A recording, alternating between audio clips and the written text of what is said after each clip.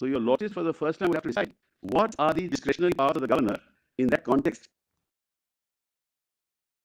And can his discretion be used to topple a government with respect to a set of people who say they are split from the Shiv Sena when a Shiv Sena chief minister is already in place and the governor does not ask the Shiv Sena leader as to whether you are endorsing this or not? By not asking the Shiv Sena, he is recognizing a split.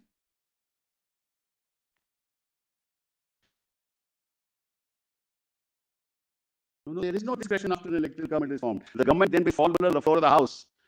Then the question of the discretion of the governor will come in. If there's a no confidence motion, government falls, then the question will come in as to who the governor will call. The governor cannot, by that, topple government.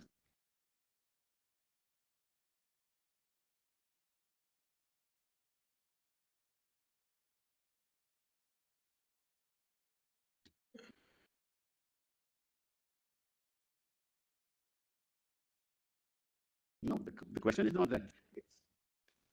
When was these the governor was approached? When the governor was approached by BJP as well as Eknath Shinde, and the governor told us to have a trust vote for us. On what basis did he ask us to do that? He obviously recognized the 39, otherwise he would have asked us for a trust vote.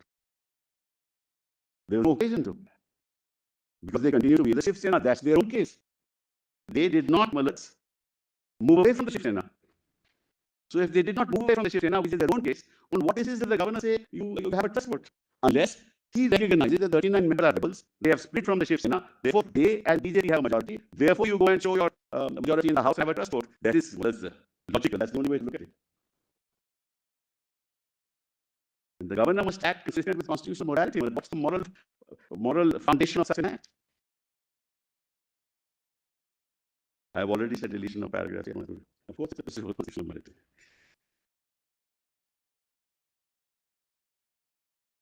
Well, then I want to just note the page, in Nabam Revia, at page 1145, 1144, paragraph 210. Just note that. Paragraph 210. Don't mistake the book, but just note that. I'll just read it. Last 4 lines below that paragraph. Admittedly, the governor never called for a floor test, nor did he ever require the chief minister to establish his majority in the House. The governor's actions based on feuds and wrangles of a breakaway group which is not recognized under the 10th schedule cannot be constitutionally condescended. What was the last sentence? The governor's? The last. I'll just read it again. Admittedly, the governor never called for a floor test, nor did he ever require the chief minister to establish his majority in the House.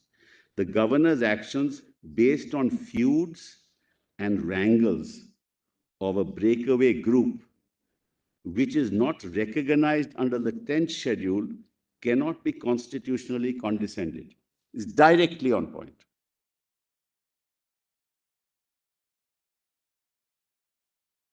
Because the governor, by asking me to go for a floor test, having a trust vote, has condescended to recognize a breakaway group, expressly prohibited and the governor's action struck down in Nabam Revia.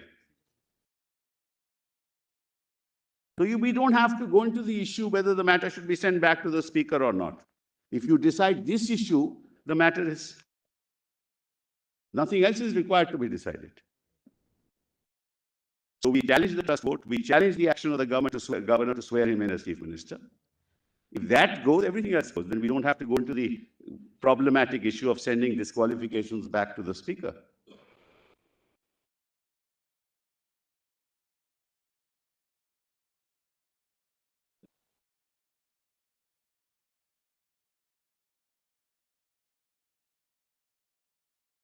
And ultimately, Malad, I mean,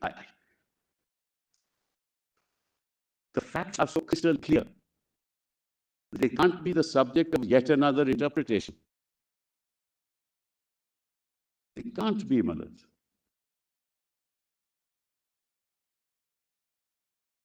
The Constitution doesn't give him that power. The 10th schedule is far away, far removed from him. Para 3 has been deleted. Breakaway groups can't be recognized. That means every day a breakaway group will be recognized by the governor and government will fall. I don't think, Malad, the Republic expected this. And our constitution, Malad, ever envisaged a situation that can happen in our constitutional democracy. The whole integrity of the political process comes to naught.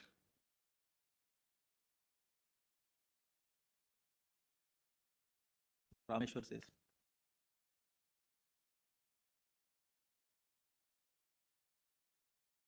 Nabam says the 3 areas in which the governor has discretion, beyond that, none. 371, Article 200, and Muller's forming a government at the initial stage after election.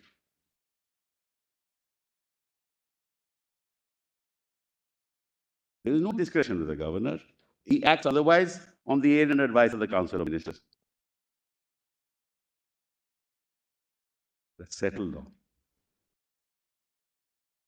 And of course, 356 Mullers, sending a report to the central government. That's not something on the aid and advice, because so 356, 200, and 371. These are the 3 areas. Once a person incurs a disqualification Yes. under the 10th schedule, then the consequence under Article 193, bracket 3, is that his seat shall thereupon become vacant. Yes. Because 190 in terms, 193 in terms refers to 191(2), Yes. which refers to the 10th schedule. That's correct. So the seat shall thereupon become vacant. So suppose a group of MLAs, forget this case, suppose a group of MLAs incurs a disqualification by being a split, which otherwise is not recognized by the 10th schedule. Correct. So the strength of the House therefore falls by the extent of the disqualification. Absolutely. In which case the majority required for motion of confidence would also be altered. So suppose in a House of 200 members, 20 have become disqualified. Right. Then it would be 90 instead of 100 for the vote of confidence. Correct. So would the governor in such a case be justified in saying that, well, I still want a vote of confidence, because assuming that these people now are disqualified, I still want to test the legitimacy of the government after excluding these persons. Can he do that? If the arithmetic is so stacked, Mullers, he can. Nothing more than that. Right. The arithmetic is so stacked, he can. Because the consequence is that those people have to be excluded from the House. I agree. The number comes down, and then he can say, well, I want. Correct. So therefore, Mullers, the arithmetic. Minus these people who are disqualified to establish that they can. No dispute on that proposition. But the arithmetic will decide. That the arithmetic will decide. Here, that question doesn't arise. Yeah, we know he's the chief. You think by now the judges don't know he's the chief minister? I don't understand. Well, your lordship is right, but then the arithmetic will decide. There is no discretion there. He'll call the chief minister. He says, these people are excluded. This is the arithmetic. This is what the numbers are. Prove your majority. No, but then look at it this way for a moment. I mean, we're not at all on the facts here, but just to test a position, which is that, say, we can, just for the sake of clarity, the Shiv Sena has 56. Yes, or had 56 when the government was formed. 55, I thought. Oh, sorry, 55. Now, disqualification notices were issued to 22 plus 1638. That's right. So, for a moment, for the argument, we proceed with your hypothesis that this is a split and therefore they are disqualified. Right? So then the Shiv Sena is left with 17. Yes. If these people are to be disqualified. Yes. So it comes down to then 17 plus NCP has how many? 44. How much? 54. 53 plus 17, 70. Yeah, I just see. And Congress has 44, right? Yes, 44. BJP is 106. Even then, it will be fine. Right. So in such a situation, would the governor be justified in saying that, look, assuming that these people have incurred a disqualification, I still call for a trust vote, because the impact of these 39, at that stage, he is not deciding the disqualification. At that stage, the governor says, well, according to me, as a constitutional head, it appears that these people they have split. I'm not deciding that they have split because that's the decision of the speaker. Can the governor now not say in a given case that, look, these facts now stare at me. I postulate that these people have incurred a disqualification. I don't treat these as members of the House at all. But therefore, because these people stand excluded, and the strength of the ruling of the government then falls down to the extent of the extent of the split, I want a trust vote. Well, just let me analyze that in 2 ways. Number one, you can't then administer an oath of office to one of those who is disqualified. Yeah, you're right. Absolutely correct. Your line of thinking and line of argument on this is. Okay, now let's forget that. That we'll keep aside.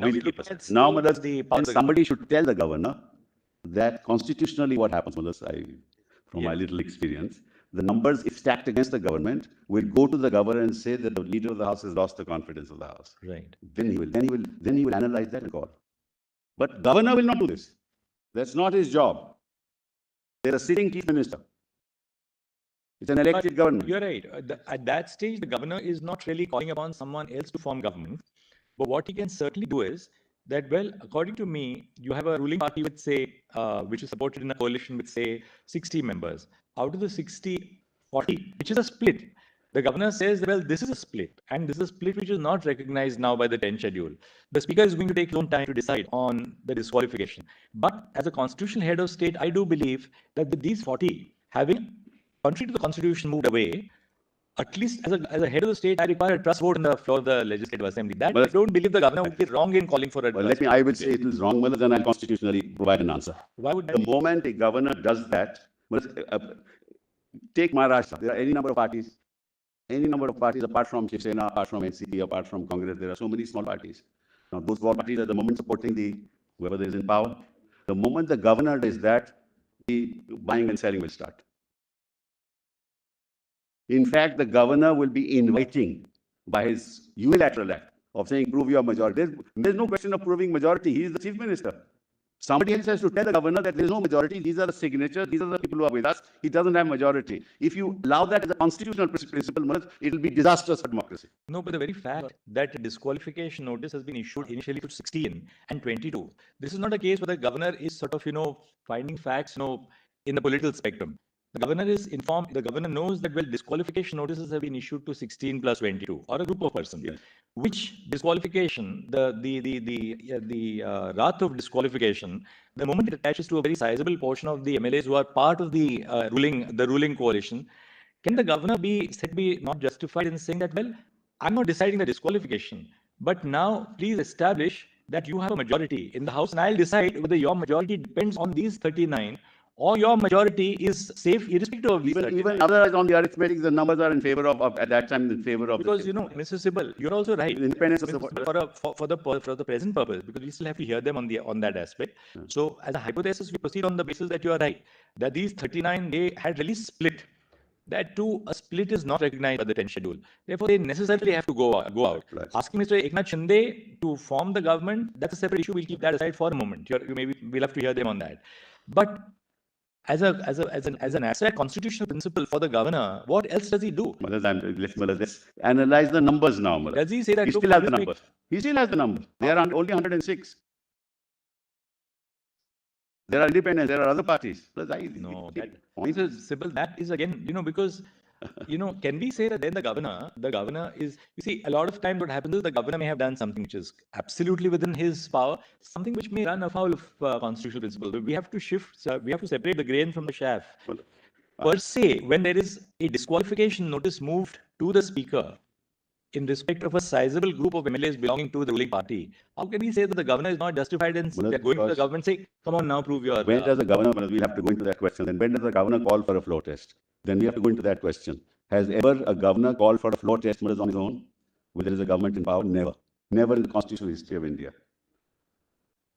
Never. The reason is simple. There is an elected government. He has proved his confidence on the floor of the House. There may be disqualification. You see, because the defection has two consequences. At one level, the defection results in persons who have defected by virtue of a split ceasing to be members of the House. Yeah. But that very defection, which operates to exclude them from the membership of the House, also affects the legitimacy of the government, legitimacy in the sense, the strength of the government on the floor of the House. So, therefore, the very same act, which is unlawful, of a group of persons forming a split and going out of the party fold, they incur the wrath of disqualification. That stage would have arisen if the disqualification petitions had been decided. Let's assume that your Lordship's example is right. But that stage will arise if the disqualification petitions are decided and they are out of the House. No, but for that purpose, can the governor not say, well, I assume that they will be disqualified.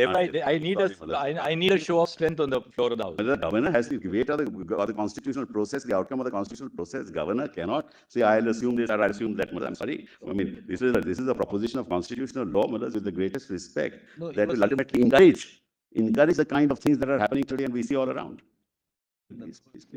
Toppling of the government should be the priority as far as the governor is concerned. Mr. Sibal, you're saying that constitutionally it's impermissible for the governor to take cognizance of any of those events which are all over. Correct. Nevertheless, he has no power to take cognizance of either the 10th schedule notices or even the earlier notices with respect to the speaker, Correct. or even those representations of violation of the whip and all that has happened in the papers all over. Yes. He cannot by himself take cognizance of anything like that at That's all right. and ask the legislator or the chief minister to prove his strength in the floor of the house. Correct. Because they are part of the Shiv Sena. They themselves say, We are not on Shiv Sena. We are on the power of the government. yes, sir, even then, We are on even the then. power. Whereas when an elected government is running, the constitutional principle, I humbly submit is the following. If the numbers are stacked against the elected government for whatever reason, they can go to the governor and say, these are our numbers, these are how they are stacked. Governor verifies that issue, verifies the signatures. Normally, that's a practice that used to happen, but governors now say, we don't want to enter into the political thing. But be that as it may, that may be a possibility then for the governor to say, look, I feel that you have lost majority because these people have come to us. But governor on his own can't do that. This is no power of the governor to help in toppling an elected government.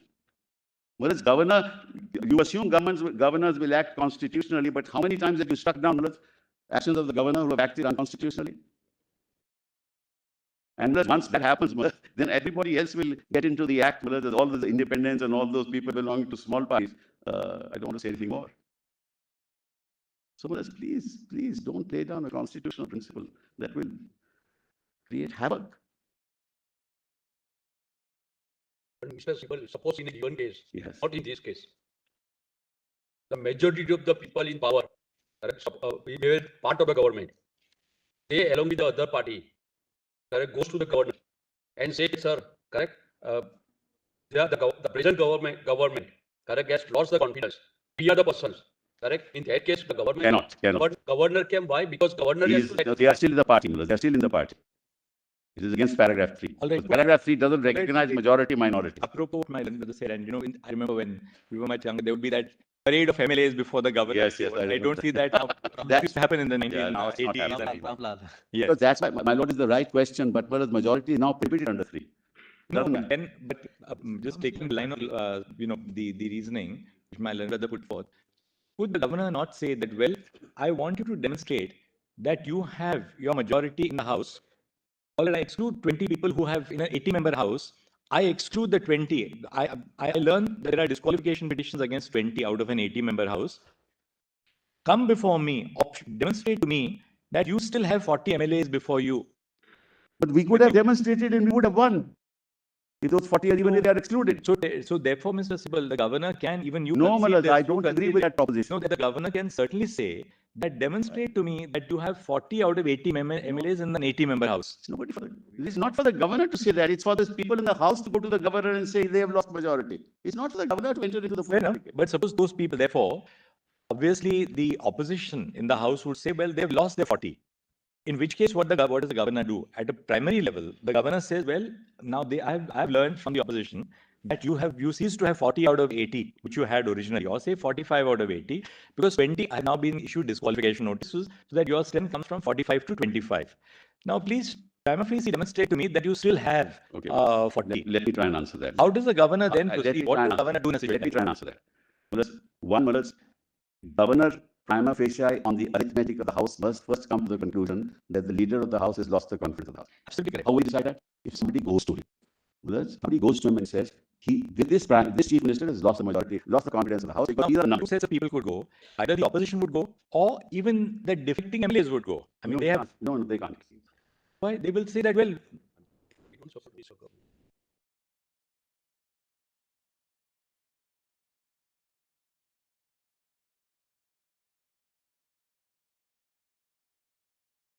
hypothetical examples ultimately when and if it comes to your lordship's balance, because we are not dealing with that situation. We're dealing with a person who has been recognized by the 39 and who was given oath of office. We're only dealing with that issue.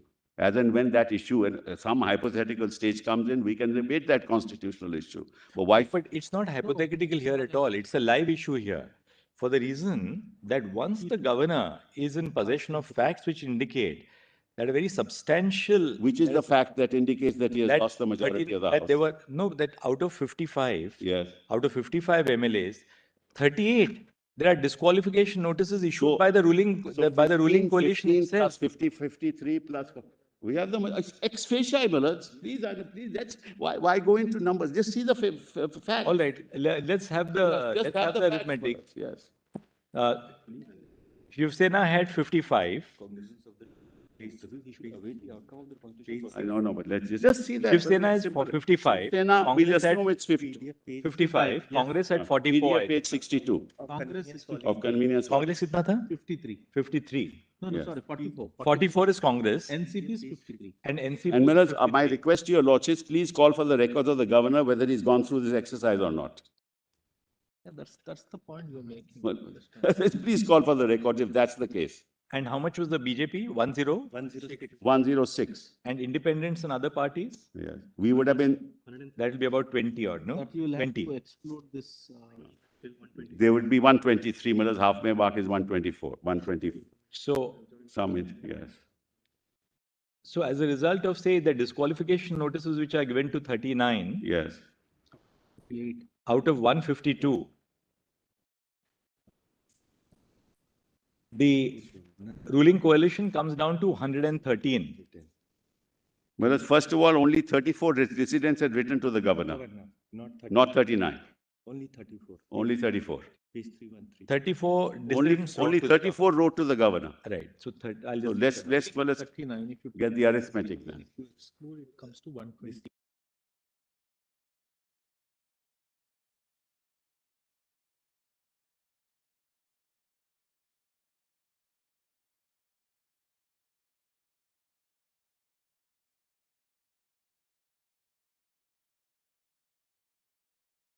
eighteen to 99, 70.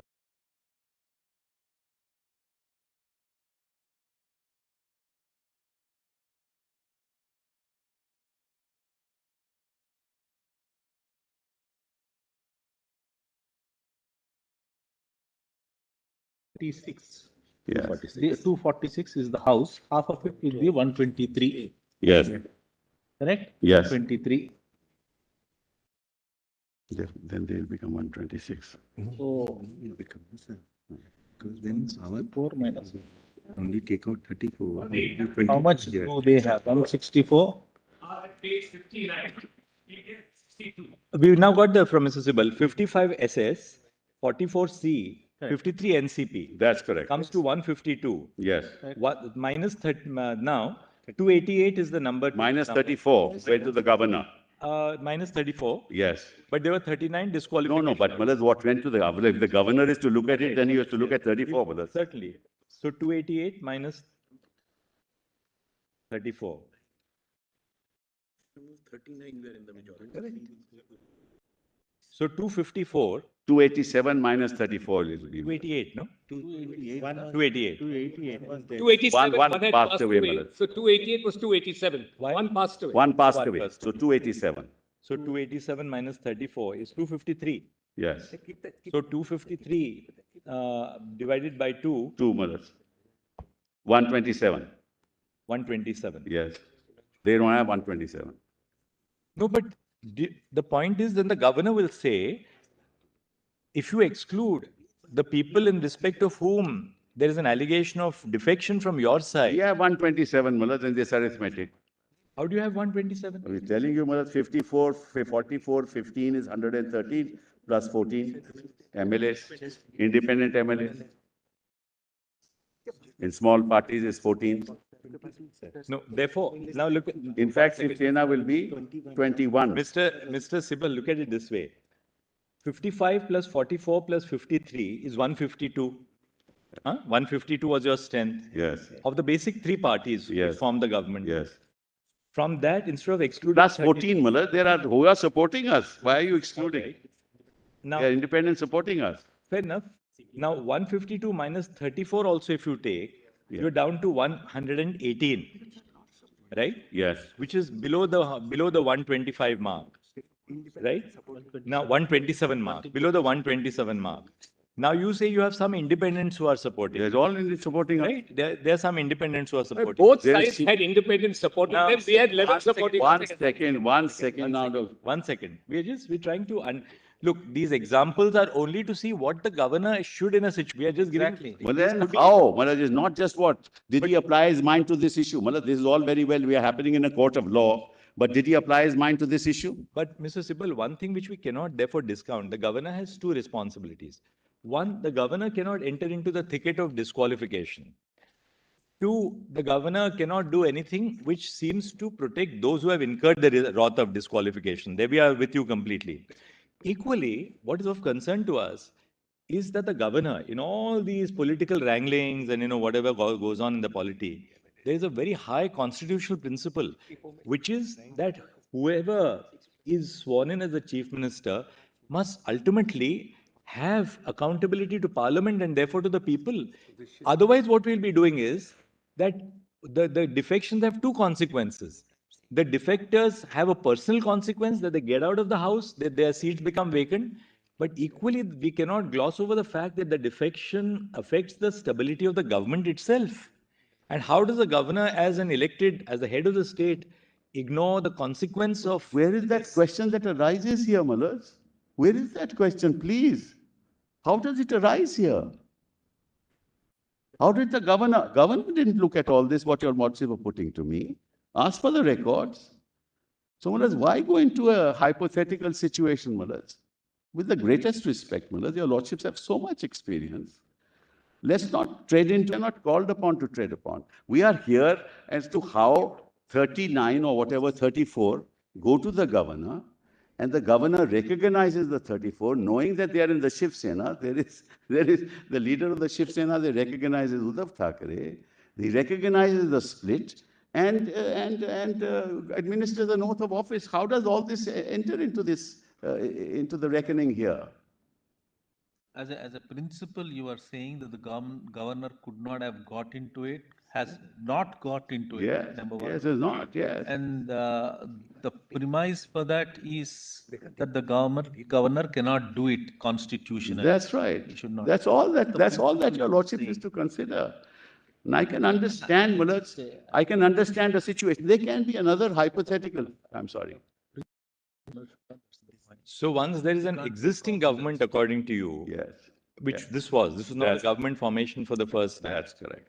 Then the governor, short of a no confidence vote which is brought on the floor of the House, Yes. the governor must ensure that the existing position continues until somebody brings a no confidence vote. That's the only way. Now your lordships have laid that down. No longer parading, no longer comparing signatures, all that is over. So if they think, if the BJP thought that we had lost confidence, they should have moved a motion. That is because of Bommai, which said that it's only the floor of the house. That's that correct. test and- So you move a no confidence. How do these issues come in at all? There's no discretion. So with the- according to you, as a matter of principle, absent a motion of no confidence, That's the right. governor must continue with the existing position. That's correct, because there's an elected government. All right, we got it. I understand Right. what Now, this is much worse, that he recognizes the split and administers the oath of office. And thereafter, the floor test was subsequently. Yes, That is On fourth, yes, on 4th, third or fourth. including those 39. But there, so far as speaking for myself, can the governor, correct? Because under the 10th schedule, it is for the speaker to take a decision, Right. correct? Can the governor, correct, on his own, without any disqualify, the speaker can take cognizance that they are disqualified? Your lordship is right, absolutely right, but they are still the Shiv Sena. That question will still have to be answered. What is that? What are the 39? They are still the Shiv Sena. So then he recognizes the split. That's the problem, Mulaj. That's why the 10th schedule, that's why the whole paragraph, this is the issue. When 3 was eliminated, it was only for the purposes, deleted, it is only for the purposes, majority or minority, you can't destabilize an elected government. And constitutional morality was the linchpin, Mulaj. So Mulaj, and that's why I told your lordships, ideally the governor should have said, no further action, get your disqualification decided, then I will see. I told that to your lordships earlier. But suppose the speaker doesn't decide. Correct? No, But listen. Suppose these qualification questions are not decided at all. In the meantime, the governor is satisfied Correct? can't That, be. no.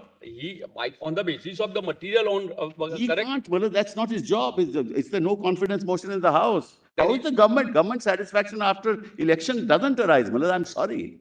As a constitutional principle, it doesn't arise.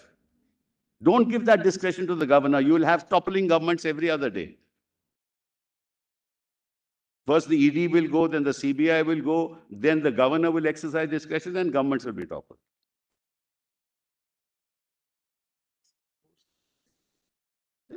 How's the discretion? So speaker versus governor.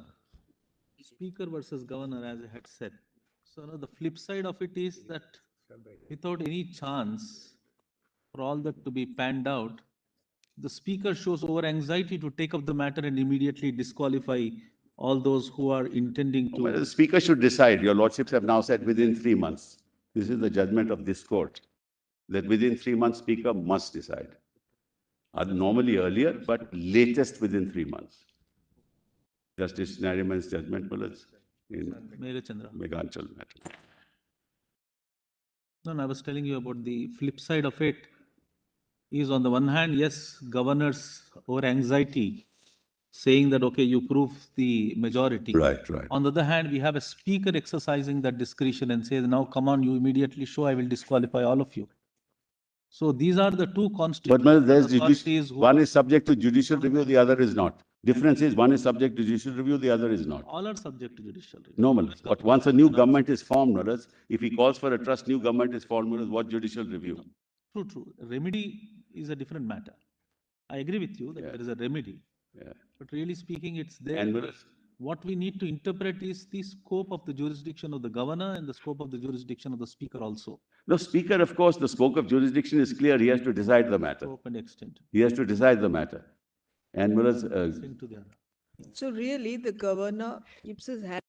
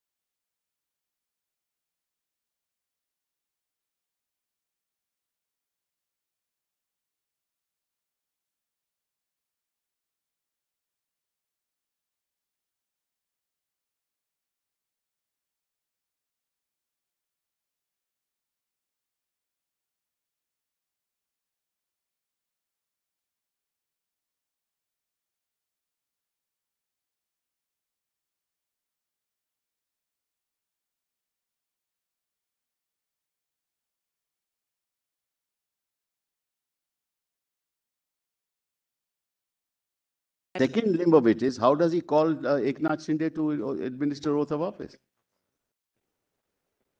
Yes. No, Malas, not just kindly come to I'm paragraph not 2. saying anything right now, but factually, my learned- Please. yes, all right. Factually, Fact- made an fact- incorrect statement. And there was no input given to the governor. There were 2 letters sent to the governor, which the governor has referred to in a letter to Mr. Uddhav Thackeray before he called for a floor test. Correct, So that absolutely. there is enough material for the governor to decide that this government I was think weak. my learned friends, have to ask the other side what what was the material before the governor on the basis of which asked Mr. Shinde to form the government? Mullahs, no, that's One, Huh. and particularly when he knew that this was really a breakaway faction of the state. yes. How does he justify that?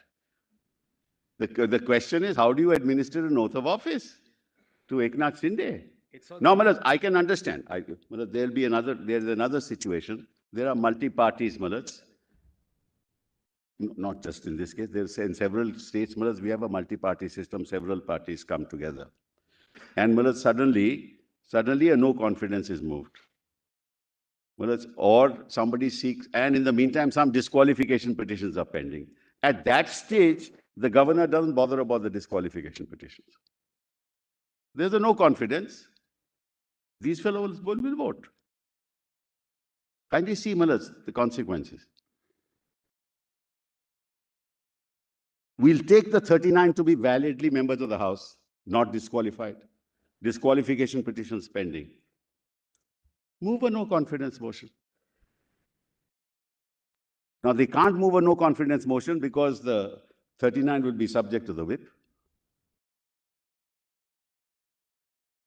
So they know that they don't have majority. Therefore, what do?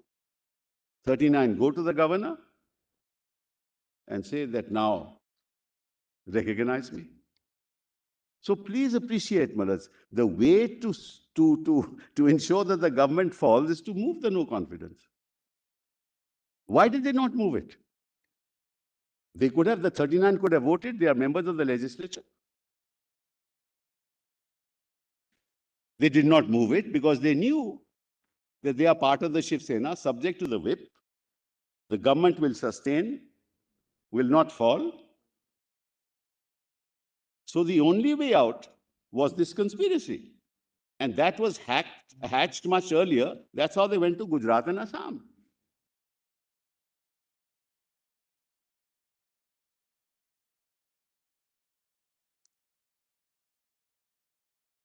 Having done that, they wrote that letter, which I read to your lordships, Malas. I've read that letter that, this present government, the party members are very unhappy with it. We have been not following the ideology of Bala Sahib. All that letter I read to your lordships, Malas. And then they go to the speaker. So whether it's majority, minority, it really doesn't matter, Malas. So how could the trust vote be called? Trust vote means that you have prima facie lost confidence. Governor knows that this government is not. Why we go into the matter, Malas, that the governor will presume that these people will be disqualified. Why do we even presume that? They are qualified till such time as they are disqualified. So move a no confidence.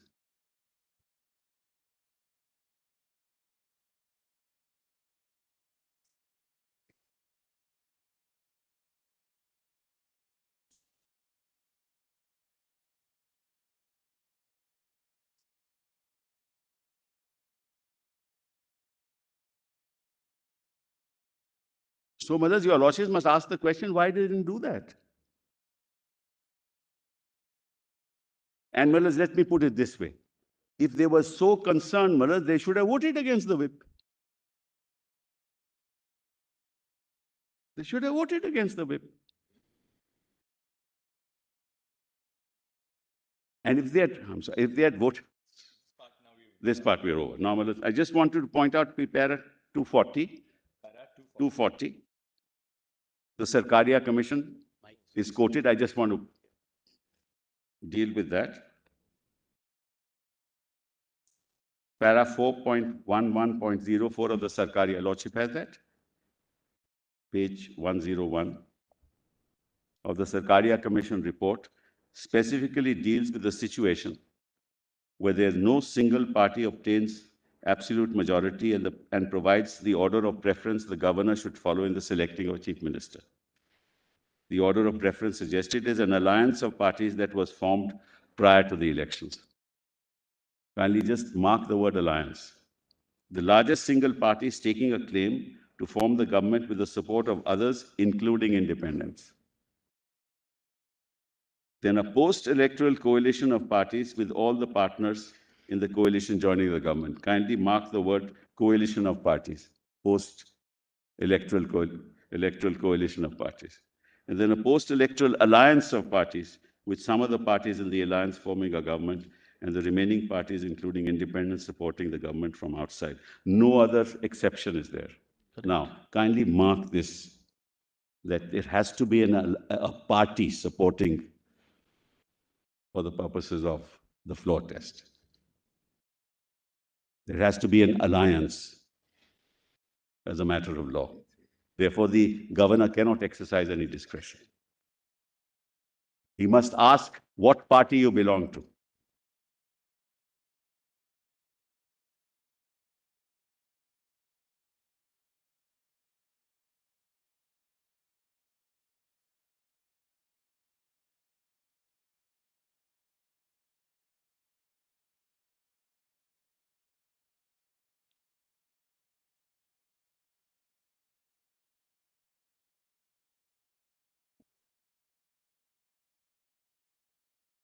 I'm done with this issue, Malaj. Now, just two more issues and I'm finished, Malaj.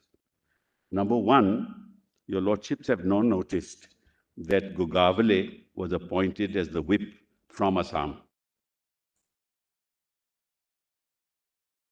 If your lordships agree with me as a proposition of law that the whips cannot be appointed in this fashion,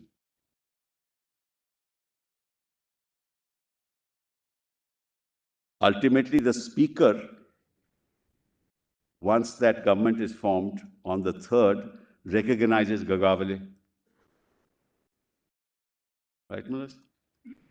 And then I am issued, our legislators are issued a notice for disqualification on the 8th of July.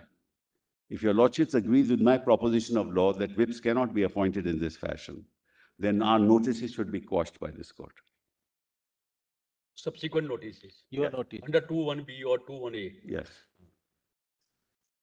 Against us, notices against us. Correct. Yes, 2(1)(b). 2(1)(b). Yes. But they are virtually non-issue, right? No, it's not a non-issue. There's a notice of disqualification against me because they say Gugavale gave a whip. You are right. You are right. So, it's a live issue for us. Legislators whip. Correct? Not the political parties. Yes, legislators whip. So, therefore, my request to your lordships is that notice for disqualification must be struck down by your lordships. If your lordships, of course, agree that you cannot appoint a whip from outside.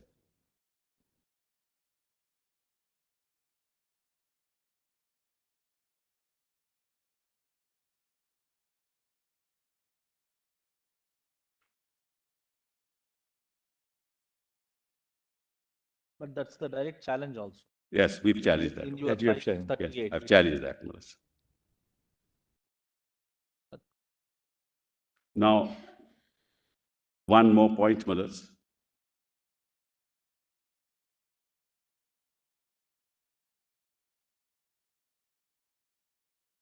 Your lordships, Melissa, in September, when a whole petition was argued that the Election Commission should not proceed, your lordship said no stay.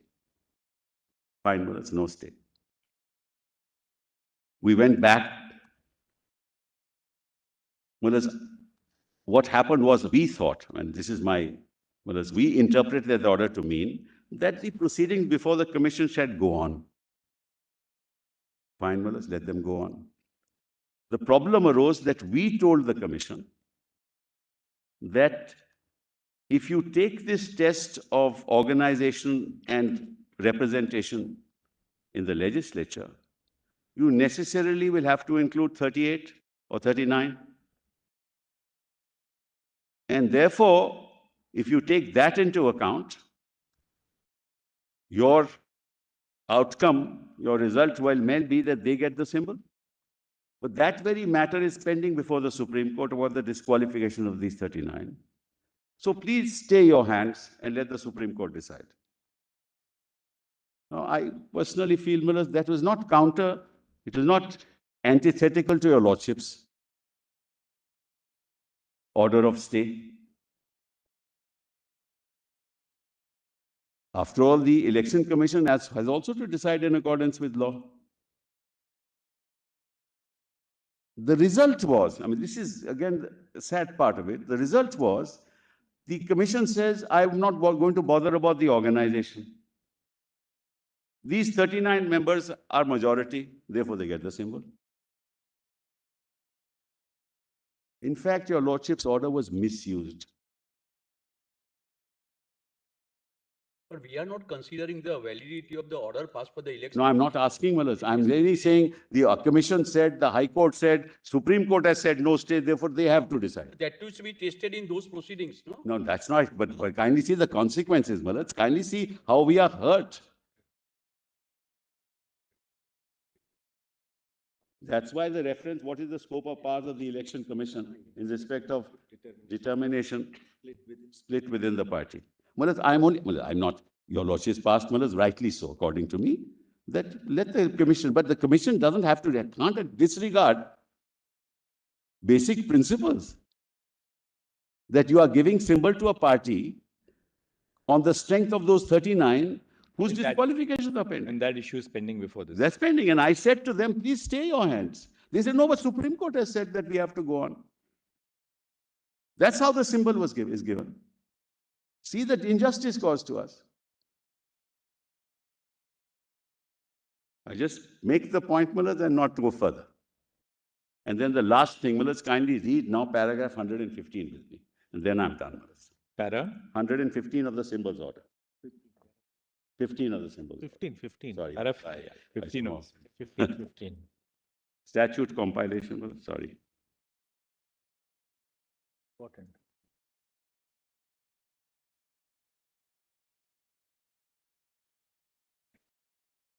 Page 91. It starts, 15 is there. Page 91 it starts, Malas. And paragraph 15 Page 103. is at page 103.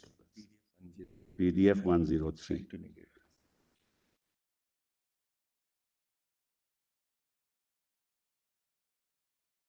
Yes. Yes. Yes.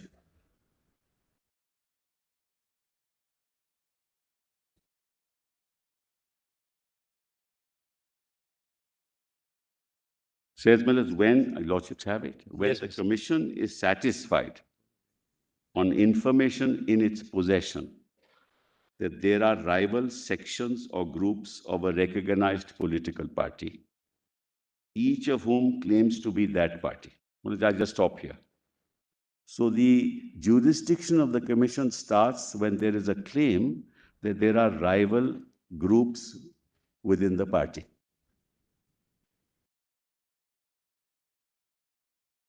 And it must have evidence in its possession, information in its possession, and must be satisfied with the information that is in their possession. That they are rival groups.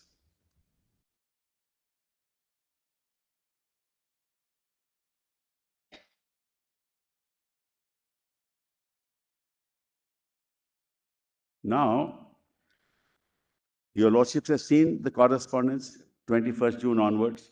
There is not a whisper of any rival group. Not a whisper.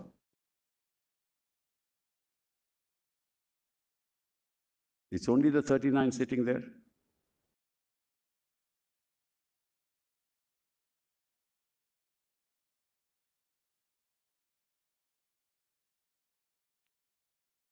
So this, just to rephrase it, according to you, there was no information in the possession of the EC Yes. to show that there are rival groups, Yes, and it correct. has to be satisfied. Yes. Now, Malas, No. the petition, Can you just rephrase your submission, Mr. Sibal, again on this point? Malas, I'm saying, Malas, the jurisdiction of the commission will commence when the commission has it in its possession information on which it is satisfied that there are two rival factions within a political party.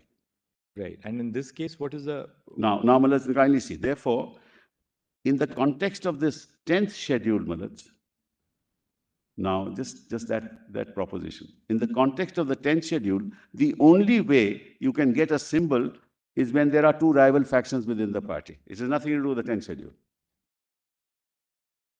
No, this has nothing to do with the 10th schedule. Correct. Right? So, Manas, there has to be a faction emerging. Take, for example, Manas, majority of the people in the 10th schedule are with Thackeray. Let's assume all 55 are with Thackeray. Then also para 15 can be invoked. By somebody making an application. Because 15, didn't understand you what you're saying. para 15 refers to the party. That's right. So, the split has Schedule refers to correct. The what you do on split the has floor to of take. the House. I'm Right. agreeing. I'm saying exactly Right. that split has to take place within the party. Right. That split did not take place on 21st June or immediately thereafter. Never took place. A petition is filed on the 19th of July. Correct, correct. 19th of July. Just note that, Manoj. 19th of July. 19th of July. 19th July, absolutely. Correct. Right. And on the 18th of July, it is alleged, what is submitted along with the petition is minutes of meetings.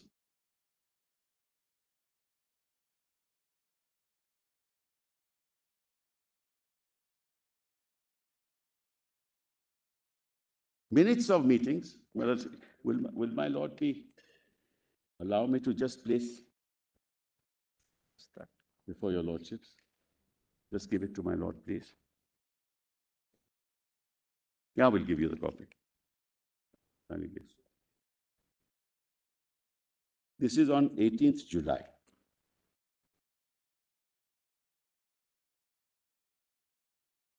The matter was fixed in this court on 20th July. The all petitions were to come up for directions. So from 21st of June to the 18th of July, nothing happened. No faction, no claim for faction.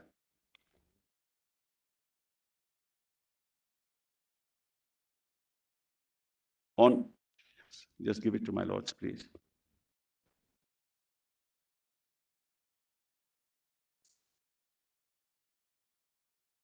Now, let's, on 18th of July, just kindly come to page 7 of this compilation.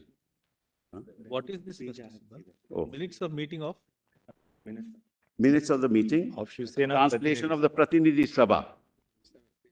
Page 7. Typed as page 7, Manoj.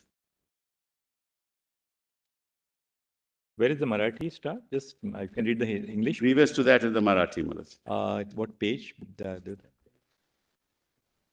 It says on top. It says on top, page 48.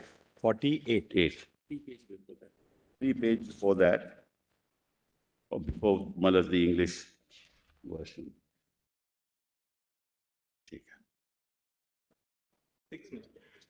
46.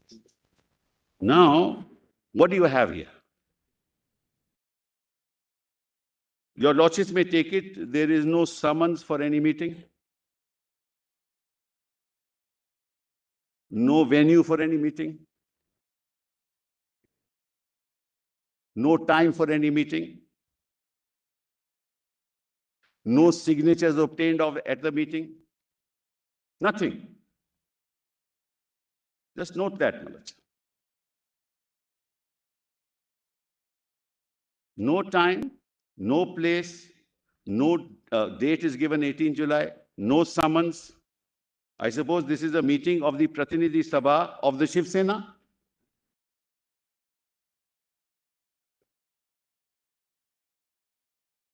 So it must be known to everybody where the meeting is going to be. Summons must be sent like we sent to them. Right? What they do is they give a translation of the minutes of the Pratinidhi Sabha.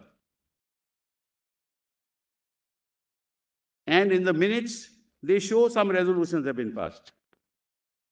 Minutes, as your lordship will know, is after the meeting. It can't be before the meeting. Right? It has to be after the meeting.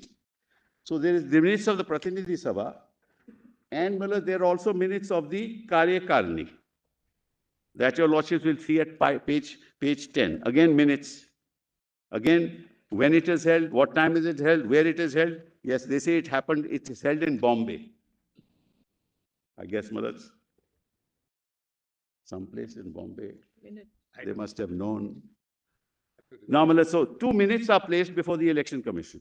These 2 minutes. subsequent minutes also of what date? The 27th? 27th of July. That's even more interesting. Well, just note the note 27 July. And then go back to the petition, Mullahs, that they filed. It's very interesting. These are the two documents that they placed, nothing more. Plus, of course, appointment of people. We're not into that. Convenience volume 2. Page, volume 2.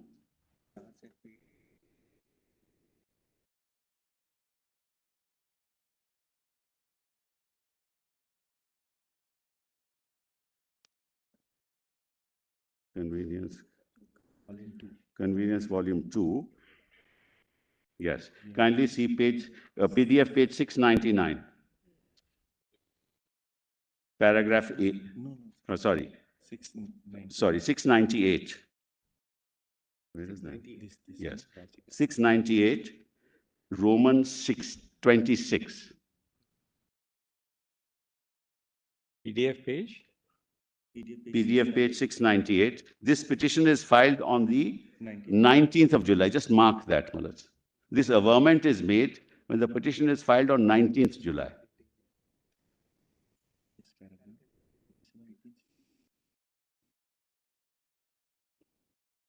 What is the page number? Page number. 698, Mullahs. PDF 698.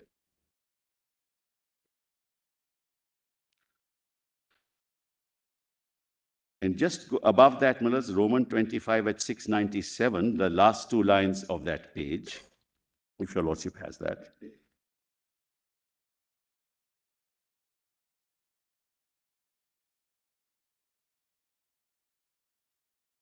Just what is this document that you pointed out? It says, further, a meeting of the Pratidhi Sabha was convened on 18th of July. Your lordship has that sentence?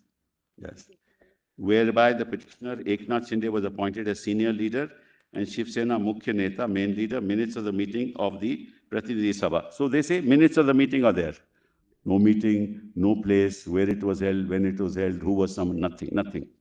Right. Then come to the next para. A meeting of the Rashtriya Karyakarani was also convened, whereby the Rashtriya Karyakarani has affirmed, now please note this, has affirmed the election of the petitioner as the Shiv Sena senior leader and Shiv Sena Mukhya Neta.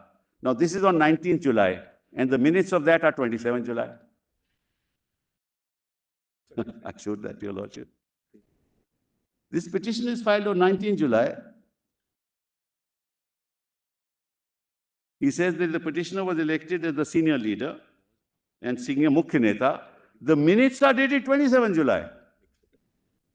This is what they filed, Manas. So 19th July, they could not have known what would happen on 27 July. And that also minutes of meeting. These are the only two documents with the commission. That's why I read paragraph 15. These are the two documents with the commission.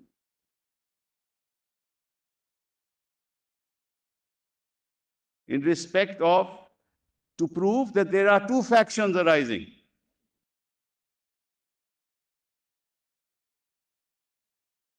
And second document was submitted during the course of hearing, but be that, I don't want to go into that. I'm just only interpreting 115, 15.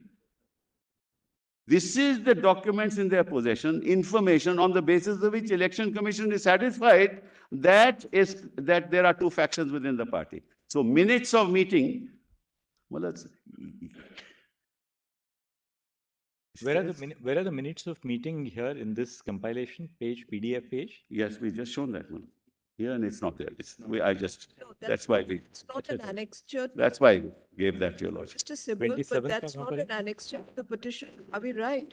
It's not here, Malad. That's why I gave your lordship. No. Where are those What minutes? I'm just, let me hear my lord. What you have read of this para 26, para 25 refers to annexure P5, which is the minutes of the meeting of the... We haven't put it, Malad. That's minutes. We don't have. But the petition also doesn't enclose it, is what we are trying to understand. Yes. That was handed over, Malad. It doesn't say. That's why we gave it to your lordship. That is on the 27th. Yes. So now it says 27th. This petition is filed on 29th. These are.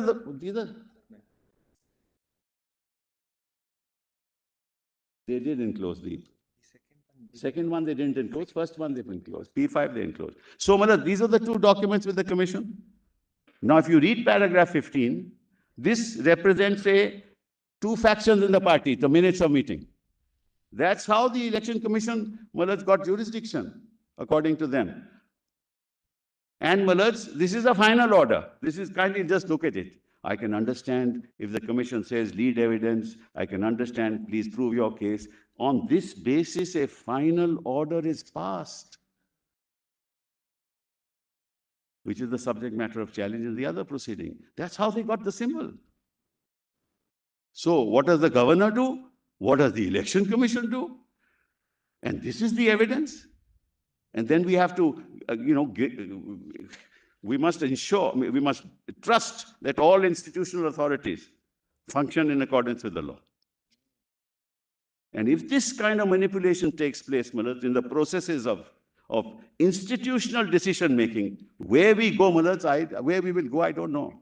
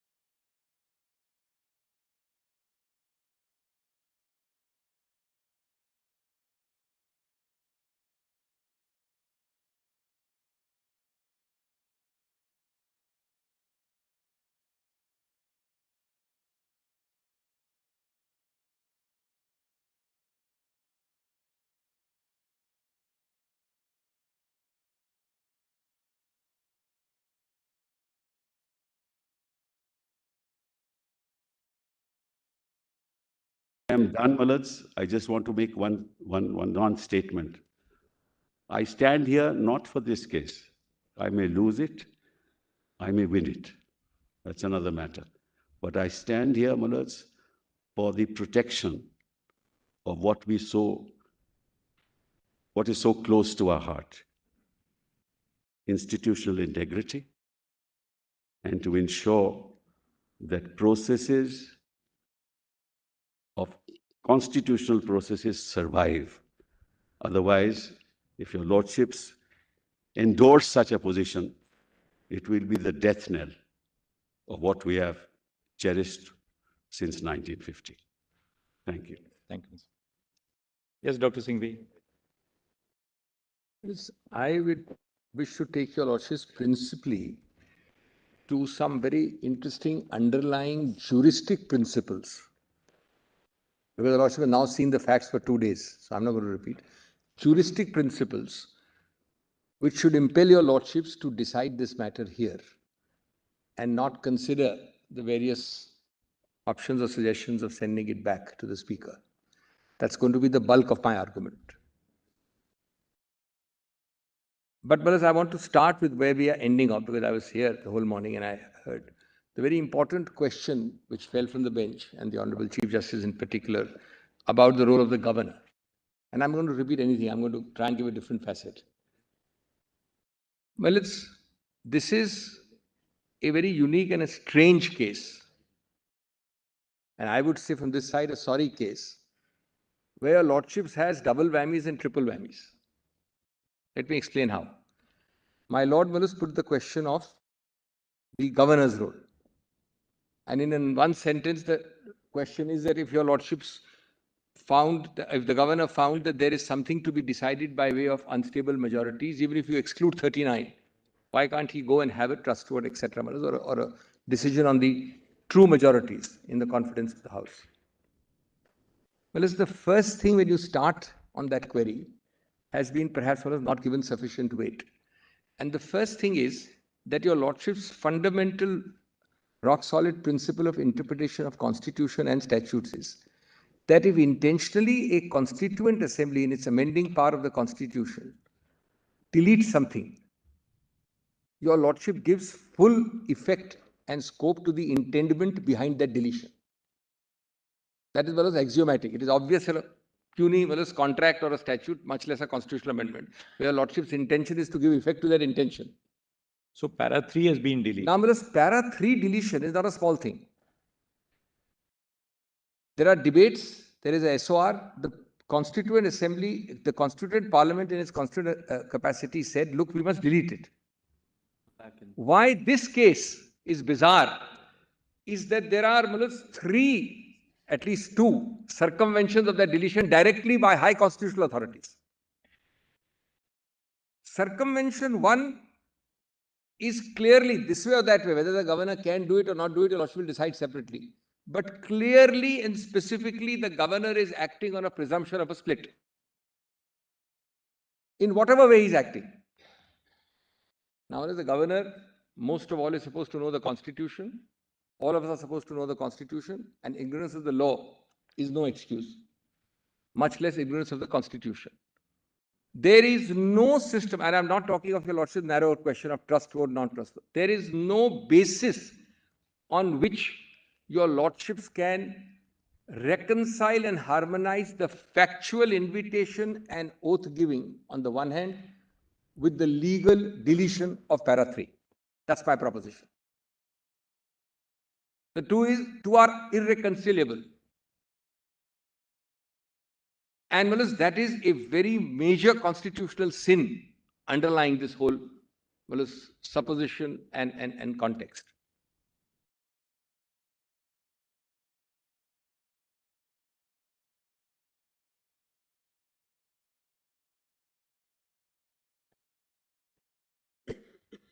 The second makes this even more bizarre. There is no counterpart to curiouser and curiouser. It can't be bizarre and bizarre.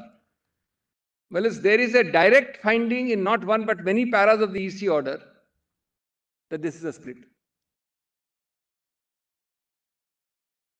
I'm not asking Lordship Justice Shah is right. We are not on the appeal on that. That's not the point I'm arguing. I'm on the context, People are here going around merely on the assumption of a split, then the Lordship might as well wind up the 10th schedule, the constitutional amendment, the deletion. What's the point of it? I'll give the paras, there's more than 4 paras or 3 paras in the EC. We'll just give the paras. Yes. Now, therefore, your lordships and those cases don't have to be given to your lordships of elementary forms of interpretation that if I delete something, your lordship gives effect to the deletion. I'll supply them, it's not necessary to do it. The second answer, or the second response in the larger context of that query. So this is the first response. The second is, your lordships decides cases, not that your lordship decides the narrowest of narrow issue, your lordship decides the whole context. But your lordship doesn't decide beyond the context of a case. Your lordship is very careful, otherwise the things of whiter and all that come in. And your lordship doesn't have time to spend on hypothetical questions. But let us see the context. The context of this case can be divided into broadly 2 or 3 or 4 categories. And that context makes it clear that your lordships need not be bothered about the governor coming into the picture at all. The first phase of this context is the expedient of giving a disabling notice. I call it a disabling notice before I intend to defect. Now, that will be awaiting your lordship's decision on nabab. So, phase 1 or part 1 of this context is disabling notice. Your lordship must decide in nabab. That's the whole argument we made for 2 days. But clearly, the context is that's step 1. And if that is wrong, then a lot of things fall down. And that is wrong in case a lordship doesn't agree with the literal text of nabab. The second part is that we are also forgetting repeatedly the object of the 10th schedule. Well, as more than any other jurisprudence in this part, subject of constitutional law, are cases again and again talking of 2 things. The evil prior to 84, the object of plugging that evil, the mischief rule, and what your lordship is doing by the 10th schedule.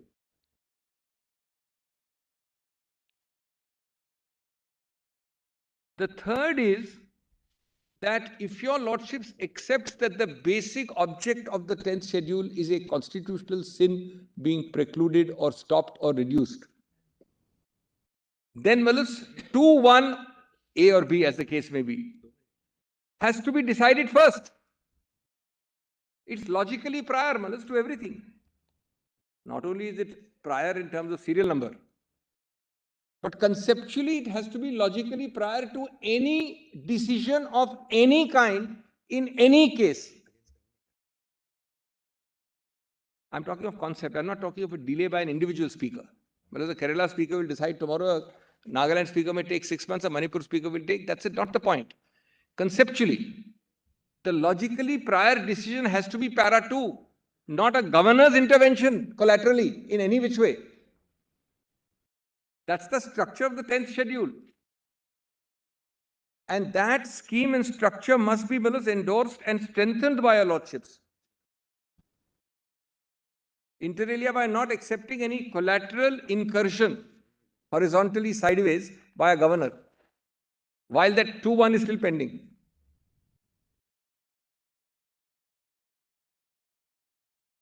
The fourth.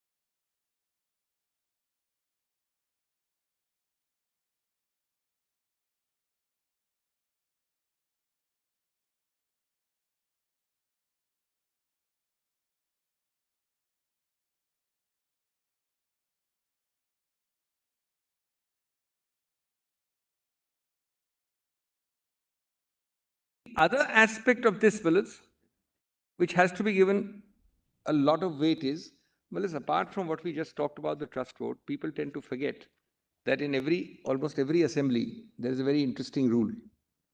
You cannot bring repetitive no confidence motions also. 6 months. Your lordship knows 6 months. So I bring a no confidence against you, I lose it, I can't come after next week again say I have no confidence against you. So, the next facet of this is the processes within the parliament and assembly have to be allowed to work themselves out first before external intervention. And one of the important processes is to notify a confidence or a lack of confidence.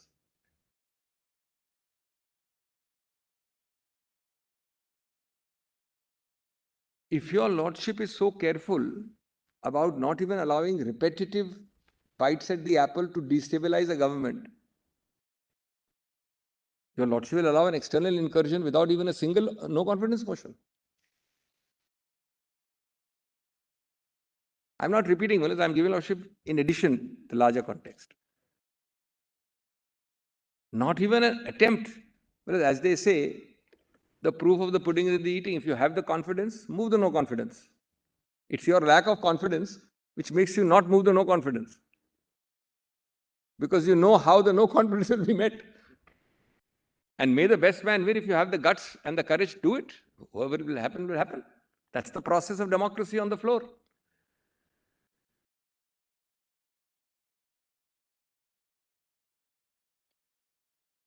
Incidentally, when I've done the maths, that chart, I mean, it is not that your lordship will only ask them to show the material.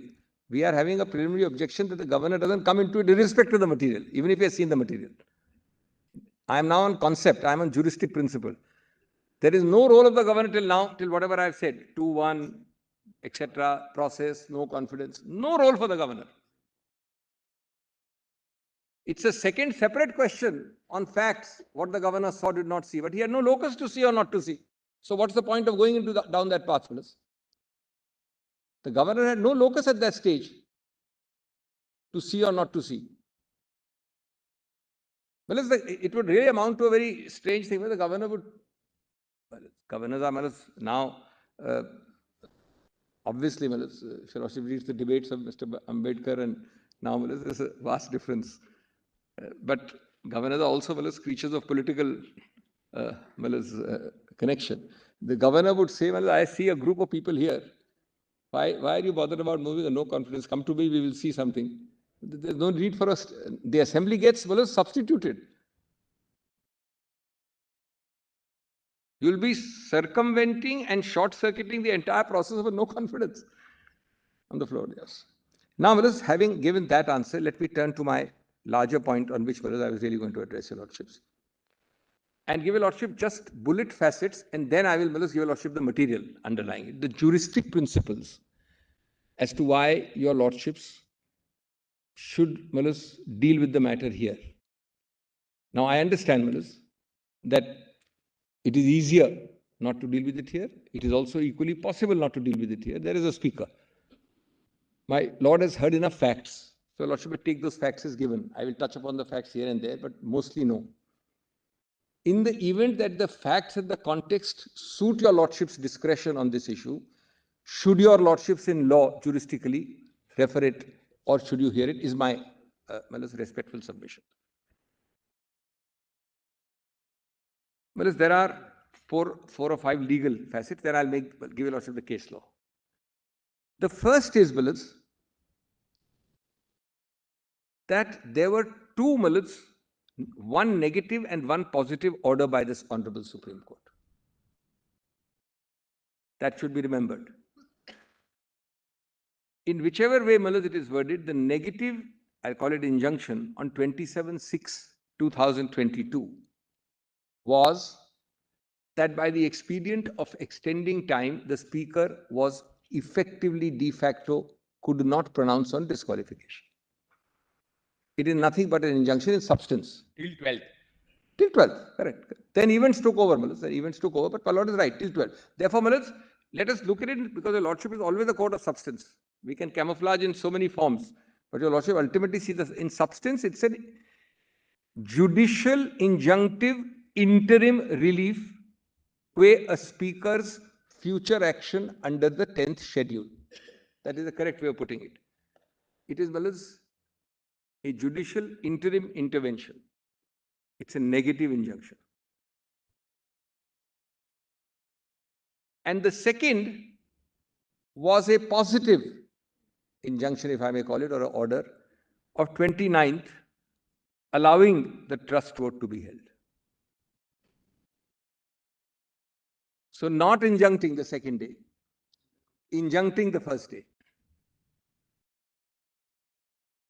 So there is a negative judicial intervention followed by an affirmative judicial intervention. Malas, I am not making any value judgment. Your Lordship would have heard it next week, 2 weeks later. Who knows, Malas, everything could have been reversed. I mean, I'm not saying that at all. I'm not saying right or wrong. But I'm saying one thing is clear, that the formation of a government, I'm making a neutral statement, I'm not, Malas, allocating, is clearly the direct and inevitable result of the combination of these two orders.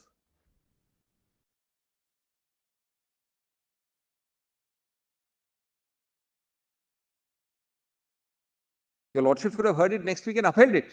So Lordship would be right. Your Lordship would have reversed it. Your Lordship would be wrong in the interim then.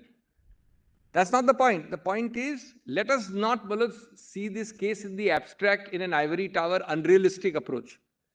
Let us see it in reality, Malas. We have to smell the constitutional coffee, if I may say so.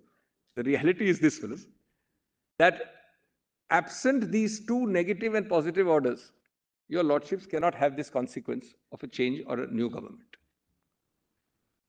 This will have, Malas, correctly an effect on your Lordships needing to decide this year.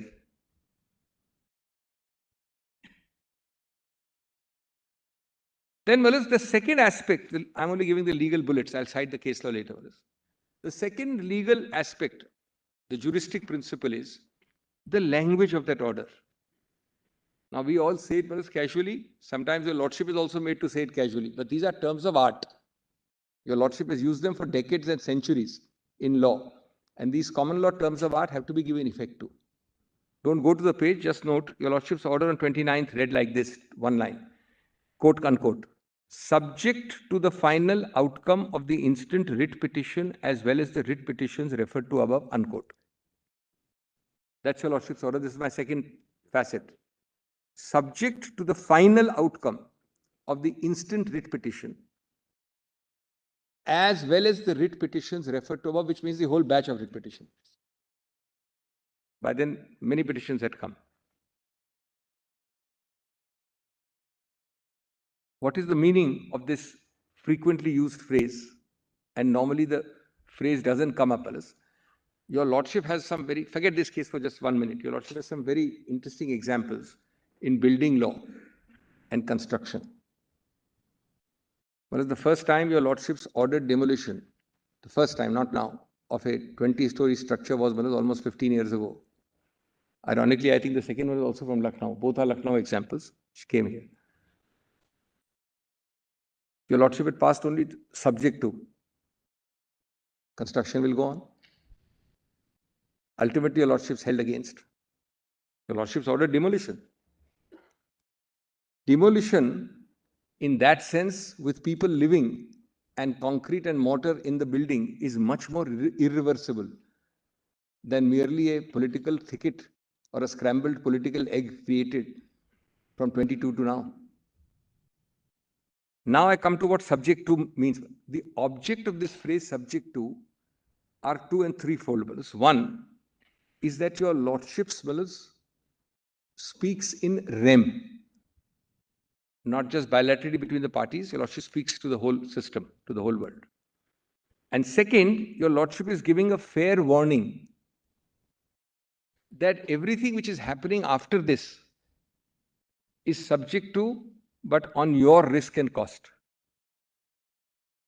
And thirdly, your risk and cost means all consequences, equities, vested rights, all status quos you create each day after that. Is it your risk and cost? We are warning you. Don't blame us later. That's the meaning, of this, and I'll cite a case presently on that. Therefore, the moment, either your Lordship doesn't say it, the moment your Lordship says that, no one can come and plead equities, vested rights, events, scrambled egg, irreversibility, etc., etc. Because your Lordship takes into account this in advance. If your Lordship passes subject to today, it is different from passing in 2022 June.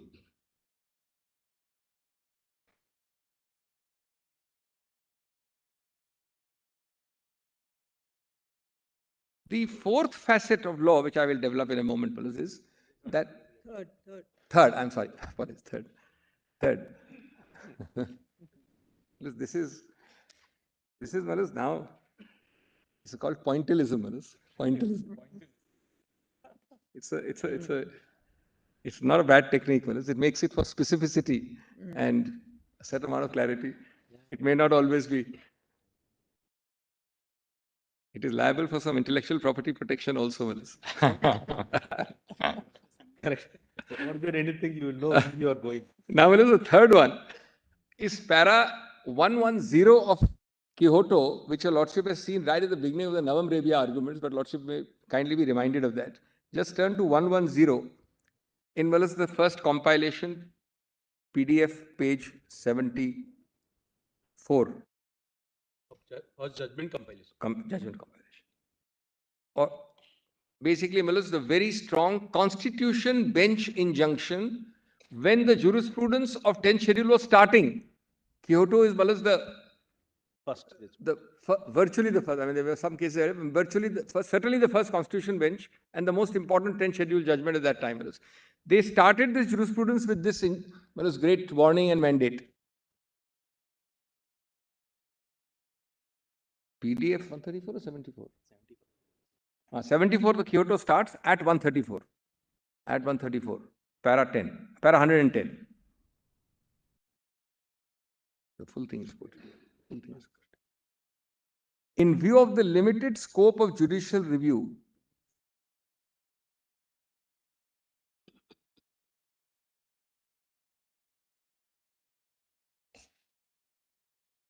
may I read it? Yes. In view of the limited scope of judicial review that is available on account of the finality clause in para 6. So, Lordship gives basis for it, finality clause in para 6. And also having regard to the constitutional intendment and the status of the repository of the adjudicatory power, Speaker, Chairman, judicial review cannot be available, mark these words, cannot, Constitution bench is saying, cannot be available at a stage prior to the making of a decision by the Speaker Chairman. And a quia timid action would not be permissible jurisdictionally, threshold, nor would interference be permissible at an interlocutory stage of the proceedings. Exception will, however, have to be made in respect of cases where disqualification or suspension is imposed during the pendency of the proceedings, and such disqualification or suspension is likely to have grave, immediate, and irreversible repercussions and consequences. I'll just pause here. It has some very startling consequences. If your Lordship reads this, it's a Constitution bench. It makes only one exception. When I, the Speaker, by an interim order disqualify you, that has happened hardly ever. Well, this happened once or twice, but it is not really happening in the 10th schedule. Maybe that will be a new technique adopted in the future. Well, I don't know. But today, well, it's hardly any case. But You are giving the idea. no, well, Quixote gave that idea. Quixote has given the idea already. But that's why I'm saying from 92 till now, it has not happened despite Quixote's idea. I mean, it may have happened one or two cases, but hardly ever happens. Yes, Kuldeep Bishnoi case, etc. But well, in that exception apart, it is per se jurisdictionally bad. So therefore, Malus, a perceived error of the Speaker's conduct will not justify your interlocutory application. That's important. Let us assume that the Speaker is wrong. Nobody is conceding that. Let us assume that the Speaker is grievously wrong. That will not justify circumventing of a Constitution bench by saying, normally we will not interfere, but here, by a matter of degree, I opine that he is grievously wrong, therefore we will interfere. Well, let's take an example. Your Lordship has applied that example for decades. This is not something strange at all. Quixote was, according to me, saying the obvious in a much more important category. Your Lordship has done it for a lesser category. Well, as your Lordship finds genuine problems in an election process. When an election process starts, your Lordship finds genuine cases. My nomination rejected badly. I was stopped at the door by a guard. I couldn't enter. Somebody obstructed me. I couldn't file in time. This man is rejected on a comma, full stop, wrong ink. They are very compelling arguments. Your Lordship says, come after the election. In 99% cases, unless there's a special statute. Because you don't interdict an autonomous, self-contained scheme of a code there to let elections go on. Here, a much higher constitutional authority to allow unfettered proceeding further. There are many more examples the Lordship has. Therefore, the position which by a combination of the positive and the negative order inevitably led to the change of government, possibly was also constitutionally wrong. Had your Lordship had occasion to discuss it in the 2 weeks following that, your Lordship would have rectified it. Today, it cannot be a bar merely because of passage of time, because this is on the face of it contrary to your Lordship's Constitution bench. And an error of the Speaker was irrelevant. In fact, he hardly had opportunity to commit many errors except perhaps as a 2-day notice. That would have been decided. I've cited, Lordship members, 2 cases I cited in the Navam Revia, where 3-day notices were sufficient. Yedurappa and, Yedurappa was the other way, was Nayak and Balasa, Patil. Srimant Patil. Three judges, 3 days, sufficient. When the rule said 7 days, I hope my Lord remembers that. In Navam Revia, I cited those cases to your Lordship. Rule said 7 days, 3 days notice. 2-judge bench in Ravi Nayak said, okay. 2-judge bench in Yedurappa doubted it. 3-judge bench subsequently affirmed the Nayak principle, despite noting and citing Yedurappa.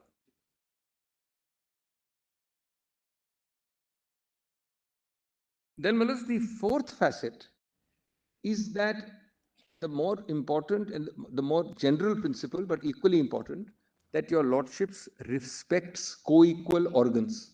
There's a whole other line of cases. When I come to my notes, I've cited some of them, where your Lordships is very careful, because your Lordship now doesn't think of an individual speaker, but of the institution, where your lordship doesn't enter into co-equal branches unless there are compelling reasons. So respect between and mutual balance between judicial and legislative organs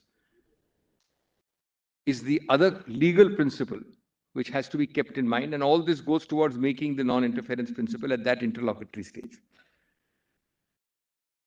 Then the other facet which your lordship in case law has used is, there may be a rarest of rare exceptional situation where your lordship passes interim orders, not in this case, no case, I'm saying generally, now I'm not going to tension you, to maintain a status quo.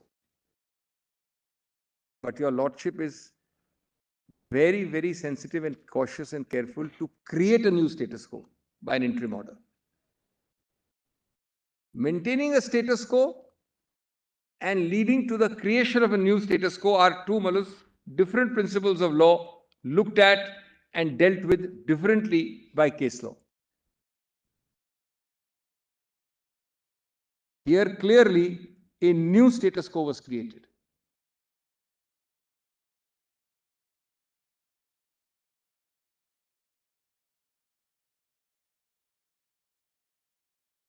The fifth principle is actus curiae.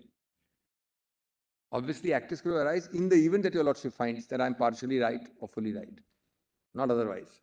But if your lordship finds, then your lordship reverses the most intertwined situations, because the lordship never allows the act of court to do any harm. Actus curiae nemine gravabit.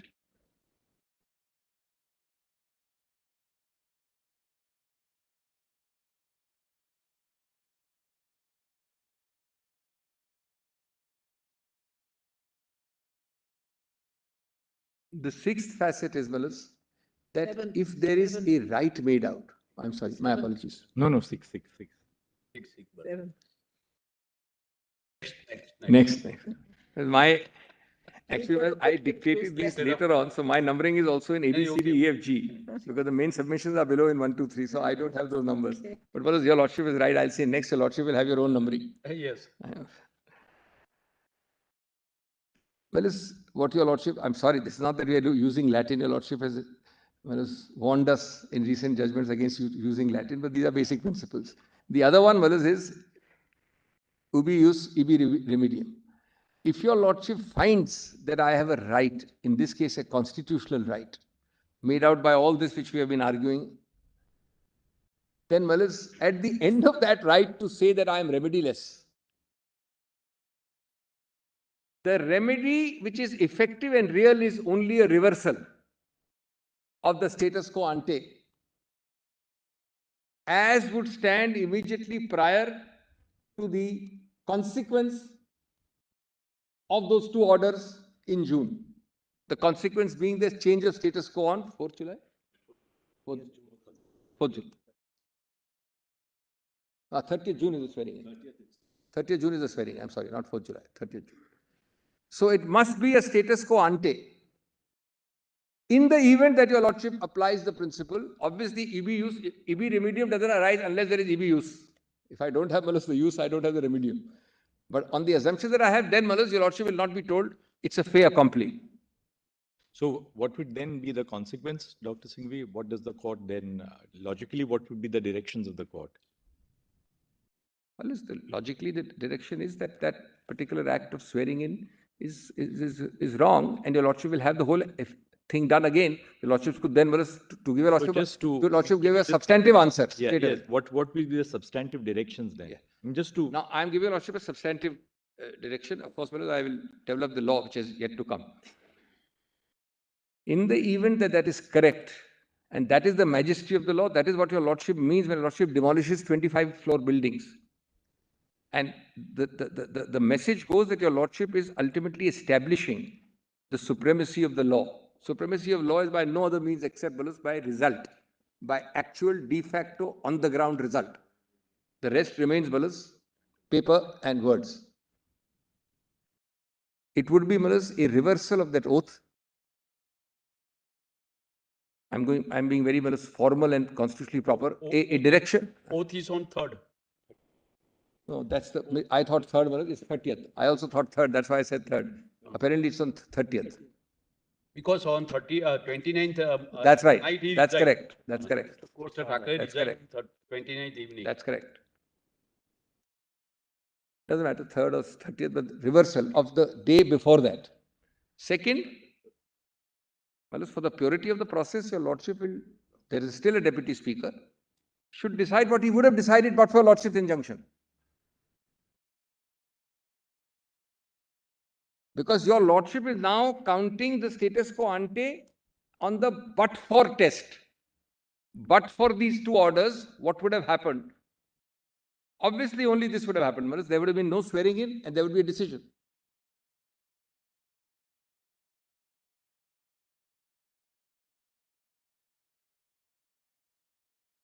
Well, it sounds sometimes difficult, but imagine.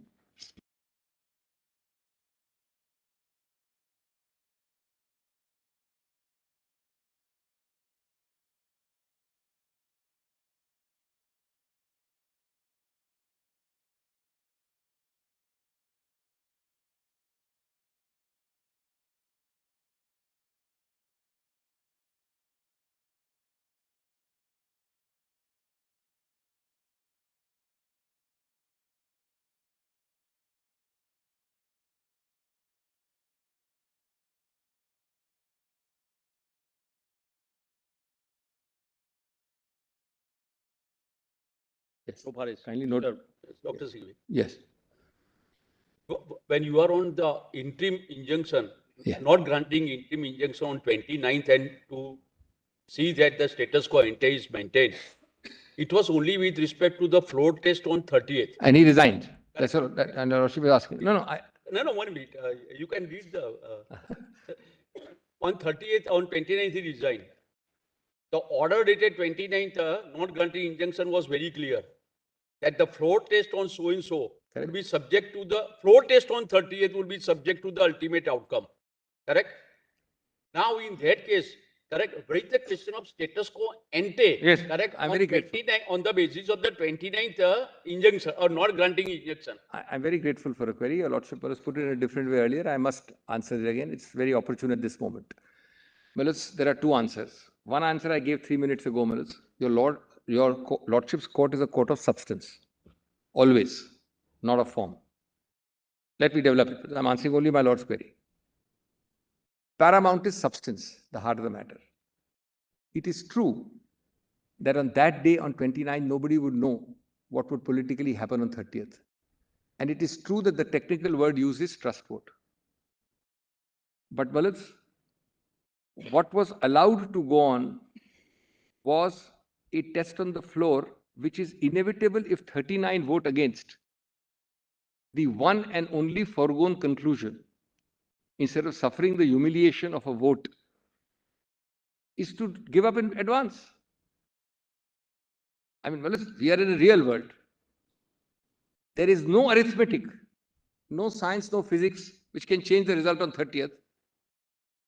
If these people who comprise this, so the floor, I argued the matter on 29th and the earlier dates. One of the main arguments was that the moment your Lordship permits these people to vote, we were seeking an injunction. How can there be a trust vote with a tainted, how can you have a swimming pool with some part of it tainted with poison? No, therefore your submission seems to be that was not accepted. That not granting the injunction, yes, correct, would in fact had facilitated those 39. No, it was an additional argument, Balus. I'm very grateful. One argument was that this trust vote is, Balus, completely unreal and futile because you have not excluded the tainted fruit. On the other hand, the other argument was, Balus, that if your Lordship has stayed that, stay this also. That was a more important argument. The flip side would have been that stay both. Dr. Singhvi, if you had faced the trust vote, yes, on the 30th, yes, these are open. There is an open vote, yes, yes, right? Because you have to, because that's the whole principle of the whip. If you had faced the trust vote and lost, then it would have been clear as to whether these 39 people made a difference, how they voted, and whether that made a difference to the ultimate trust vote. So we did not do it. It's a given fact. I can't change it. Right. Right, Balus? Right. I'm answering. Balus, let me answer this also. And the voting pattern would then determine as to whether these 39 who are otherwise facing disqualification motions, Yes. whether they affected the trust vote or otherwise. I appreciate. No. If you had lost the trust vote only because of these 39, Yeah. then you absolutely a plausible point that look, these disqualifications, if they get disqualified, then I win the trust vote, isn't it? Therefore, Malas, let me. So the first part is the conceptual. I mean, the area is not free from doubt. The reason No, we are putting it to you is because there is a constitutional question in our mind. That's the. No, I hear your lordship loud and clear. Yes. Let me, because certain given facts for us, we can't argue about. The fact of the matter is, nothing happened on 30th. The man did not for us go to the trust vote. No doubt about it. Now, Malas, the first conceptual answer is, we are now, Malas, on what I have been saying and Mr. Sibal has been saying earlier were legal errors. Whether they were or not, the lordship will decide on Malas 22nd, 23rd orders. But the argument regarding 29th order was that either you should not have stayed that, but if you stayed that, stay both. You can't stay that and allow this vote to go on. Right. That's the first point to be remembered. If you have stayed the disqualification, then stay the trust vote also. It's very unfair and uneven and non-level. Well, if your lordship is hearing the matter next week, I believe it was on a Monday next, it was listed. Then both could have been held afterwards. The lordship, as well as in the Karnataka late night matter we did, your lordship said, not today, next morning, it will happen at so-and-so time. The reverse is also true. Don't have it there, have it after 4 days. So your argument to therefore all this will be obviated. To restate your argument, what you are really arguing is this, that once you stayed effectively the speaker from deciding the disqualification petition, then you should have stayed the trust vote also, because one was linked to the other at the least. The word linked, inextricably intertwined, absolutely. And that is the answer, the first answer on the conceptual query raised by my Lord Justice Shah. No doubt. It is true. Technically, one is a trust vote, one is a floor test, one is nobody comes. But you're right. I mean, because substance at the trust vote, those people were going to vote. So that's the first. Now, second, no, I will go further. Since your lordship has put a different question. But still, Dr. Singh, the problem still in your path. I mean, the problem still arises. It would have been shown on that. The consequence of these 39 would have really. No. So let me show. Therefore, now that will not affect this question. Let me be conceptually clear. Yeah. My Lord's query is right, but that will not affect the question I'm arguing now. That will affect, as in when your lordship takes up the disqualification and says that we find that no disqualification occurs because we don't have sufficient proof to disqualify. That's all that will mean, Maharaj. It will only mean that I have insufficient evidence. And I'll tell lordship why lordship.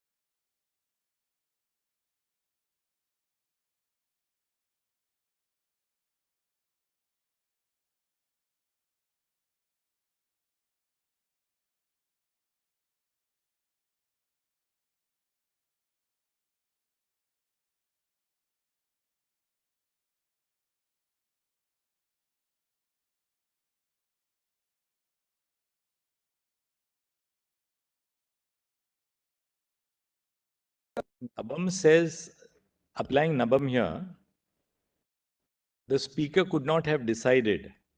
I mean, I'm not putting that against you, but I'm just trying to analyze. As the principle today stands. As the principle today stands. Correct. Nabam says that where a motion for the removal of the speaker is pending, he cannot decide the issue of disqualification. You say refer Nabam to a larger bench. But suppose you take this, that well, these 39, that Nabam therefore should not be construed to prevent the speaker from deciding disqualification. Yes.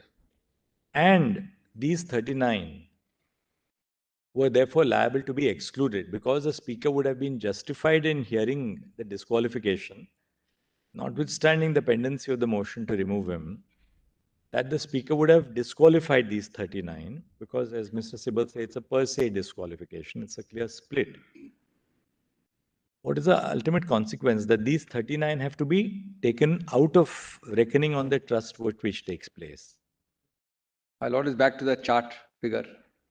Which these 39 have to be Normally, taken out we of have answered reckoning. the governor point. Lordship is not coming to the governor. Governor is constitutionally barred. I'll deal with the chart in a minute. Well, today, can your lordships proceed on hypothesis upon hypothesis? What would have happened had this happened? But I will satisfy that conscience also. Well, first part of my lordship's Did query you was, not really- the governor could have acted on that. Did you not preclude a consideration of this argument by your own Therefore, let me failure answer to also. face the I'm very grateful. face the legislative assembly? So there are 2 or 3 answers. Because also, I'll tell you why, and we'll rise then and we can reflect on yes. this at lunch. Because today, what you are really asking for, and we're not saying that you are wrong in asking for it, because first principle, the court said subject to the outcome. So therefore, we have to now treat it, if we come to the conclusion that you are right, then ignore all outcomes. And which my are- lords have done it twice in Fair 10 enough. scheduled cases of big moment. Twice. Fair enough.